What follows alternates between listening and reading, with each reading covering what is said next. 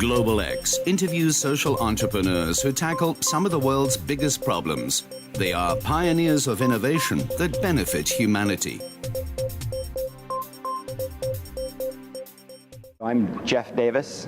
I'm the president and CEO of UNITUS, a social enterprise based in the Seattle area, in Washington, in the United States.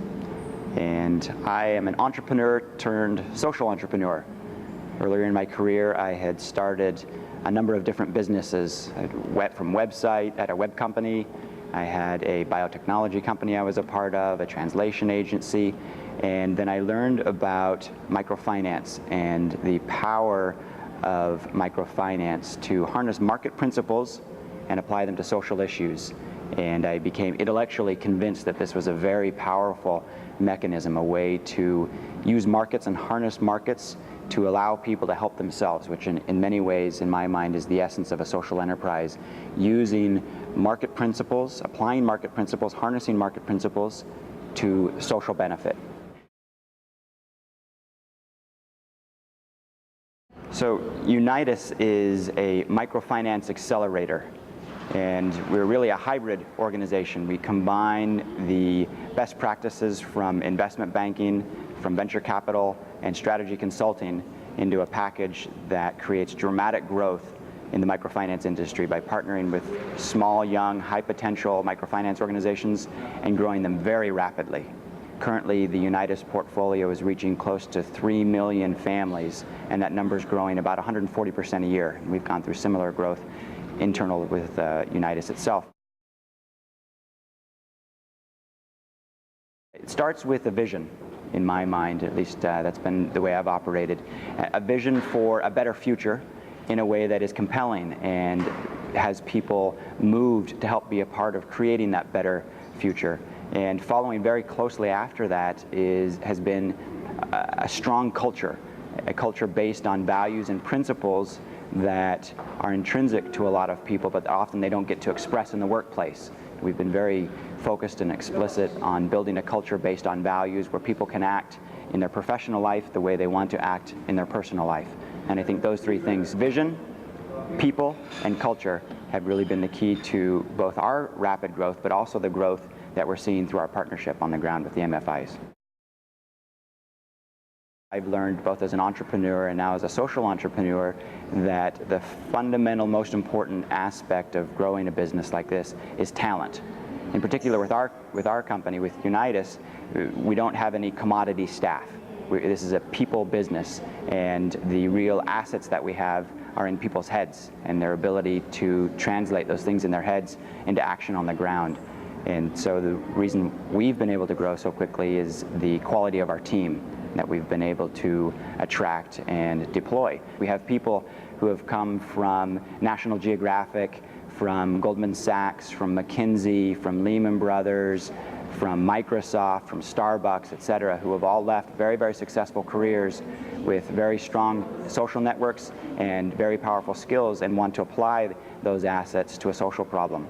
An example of how we do this work, many of these microfinance institutions, when we first start working with them, are keeping their loan records manually, or maybe at best in Excel. So one of the things we do is a very practical, concrete thing, is help them implement management information systems, technology to manage their growth so that they can grow from a $500,000 or $1 million portfolio to a $10 million portfolio and not be constrained in that growth because of lack of internal systems. Another thing that we do is help partners access commercial capital internationally. So we have a team of former investment bankers whose full-time job is to help connect Morgan Stanley and other institutions like that to these partners. So I sold a company that I owned and went to Mexico and started a microfinance program. And again, intellectual exercise, very interested in market principles and how those would be applied at the bottom of the pyramid. Well, I thought I would give $1,000 loans. The first lady came and asked for a $35 loan. It changed my whole worldview. I said, "What are you going to do with $35? She said, "I want to buy a thermometer." I said, "A thermometer? How are you going to make money with a thermometer? Why does it cost so much? I'm totally confused." She said, "Well, I sell goat cheese in the market, and pasteurized goat cheese sells for almost twice the price of unpasteurized goat cheese. So for $35, I can buy a special thermometer, heat my milk to pasteurization temperature, and I think about double my income. I said, "You're an amazing entrepreneur, here's the money, good luck." I saw her a few weeks later, asked her how it was going. She said, "It's great, I'm now making $1.50 a day instead of the 70 cents I used to make." I said, "What are you going to do with that extra money?" She said, "In a few weeks, school will start. Nobody in my family's history has ever gone to school. Now I have the money to pay for the bus fare, the school supplies, and the school uniform to send my first child ever to school." I was amazed, and that's where it stopped becoming intellectual or theoretical and became something powerful and deep in my gut, and I said, I've got to do more to spread this around the world. Think big, think grand, be audacious, be bold, and powerful forces will come to support you and to be a part of what you're trying to do. I found it takes incremental effort to think much, much bigger, and the results far outstrip any small thinking. With that big thinking then, and a vision, if you will, for the way the world can be better or a different future, you'll then be able to attract top-notch talent. And my second piece of advice would be to do anything you can to get the best people you can. There's nothing more expensive than a quick, medium hire. And there's nothing better or more powerful than an amazingly talented hire, even if you have to take time and leave a position open to get it.